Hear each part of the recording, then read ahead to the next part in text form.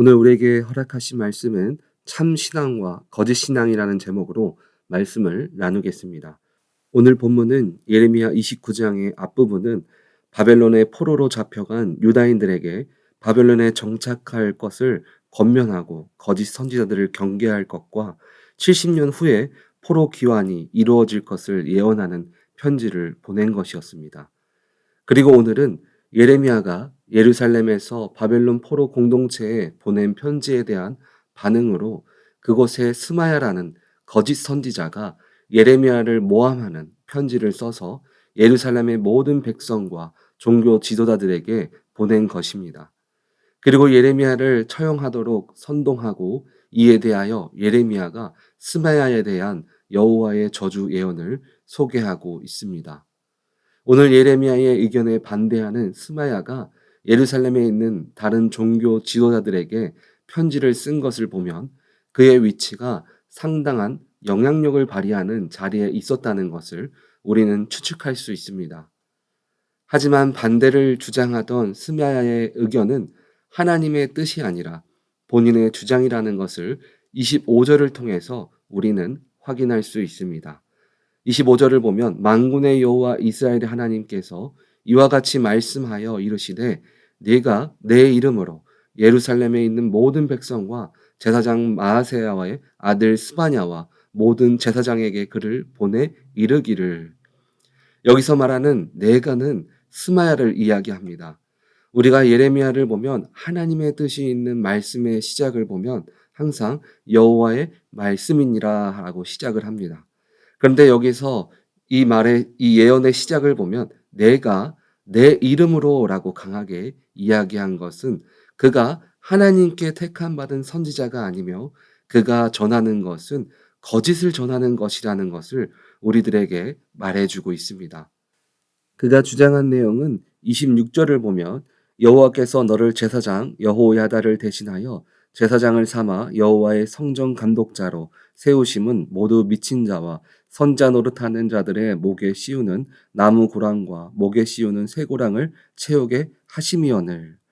여기서 등장하는 여호야다라는 사람은 성전 감독자로 그의 하는 일은 영적 질서를 유지하고 나라 전체의 영적 안전을 위해 공권력을 갖고 질서를 유지해야 하는 책임을 가진 사람입니다. 그 사람에게 모든 미친 자, 선지자 노릇하는 자, 이 모든 것이 현재 예레미야를 말하고 있습니다. 예레미야가 전하는 하나님의 말씀은 모두 거짓된 것이고 유다의 영적인 질서를 어지럽히는 행동을 하고 있다라고 이야기하고 있습니다. 그런 그를 왜 처단하지 않고 모든 사람들이 유혹되어서 그를 따르게 만들고 있냐는 것입니다. 지금 그를 책망해야지 더 이상 사람들이 거짓된 말에 현혹되지 않고 바른 길을 갈 수 있다라고 이야기하고 있습니다. 하나님께서는 믿음이 있는 자라고 하면서 하나님의 말씀을 따르지 않고 거짓된 증거를 하는 스마야에게 이렇게 말씀하고 계십니다. 31절을 보면 너는 모든 포로에게 전언하여 이르기를 여호와께서 느엘람 사람 스마야를 두고 이같이 말씀하셨느니라. 내가 그를 보내지 아니하였거늘 스마야가 너희에게 예언하고 너희에게 거짓을 믿게 하였도다. 하나님께서 강조하면서 말씀하시는 것은 내가 그를 보내지 않았다는 것입니다. 스마야는 분명 본인의 기준에서 하나님을 잘 믿고 있다라고 나는 하나님의 선지자로 하나님의 백성으로 거짓 없고 정직한 사람이라고 생각하며 살았을 것입니다. 현재를 살아가는 우리들도 마찬가지입니다. 모든 사람이 그런 것은 아니지만 내가 하는 신앙생활이 자기 만족에 빠질 때가 있습니다. 이 정도 하면 되지. 지금 내가 하고 있는 것이 믿음이 있는 거야.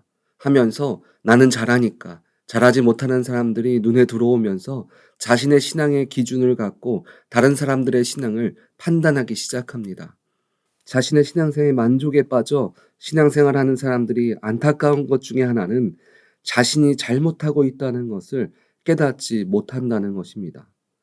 그러나 분명한 것은 하나님은 나는 잘못이 하나도 없어 하는 잘못된 신앙을 가진 사람들을 인정하지 않으신다는 것입니다.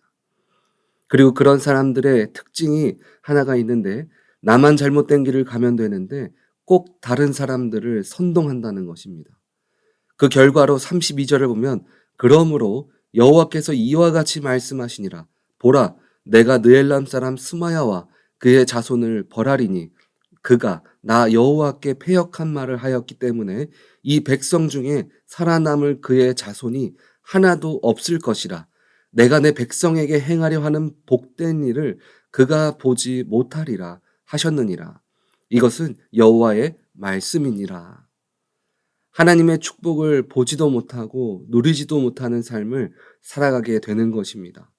주님을 믿으면서도 염려와 근심이 끊어지지 않고 어떻게 될까? 항상 불안한 마음을 갖고 또 항상 불만과 화가 넘쳐나는 마음으로 살아가는 것입니다.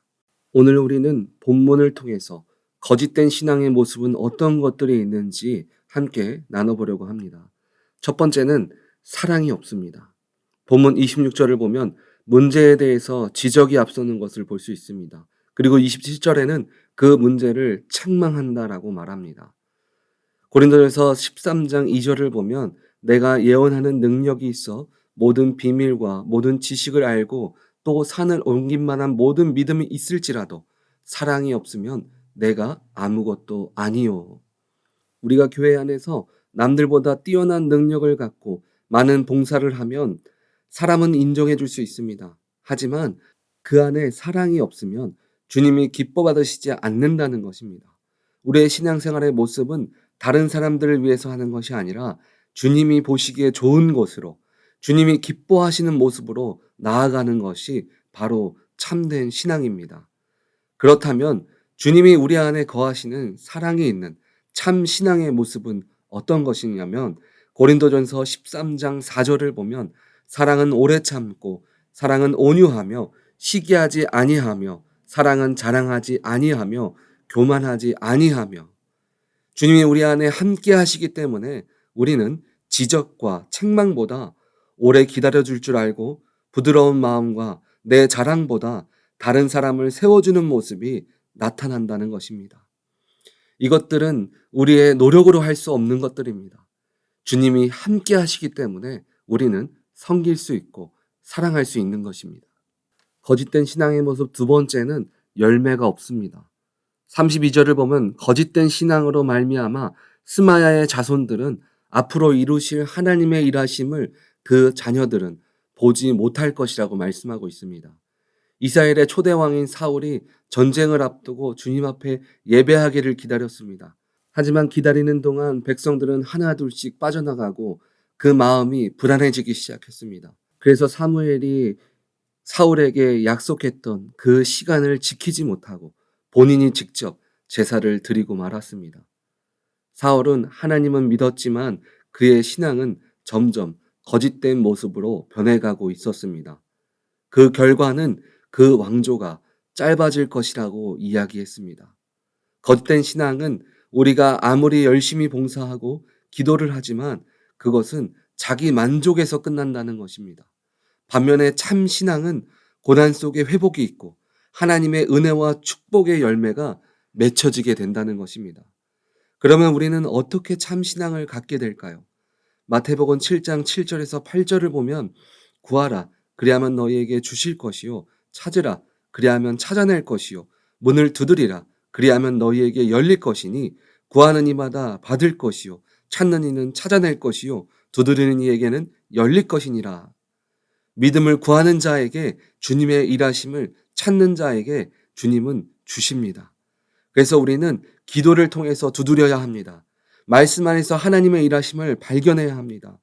은혜가 오기만을 기다리는 것이 아니라 하나님이 주시는 은혜가 우리에게 임하기를 힘써 나아갈 때 주님이 주심을 믿으시기 바랍니다.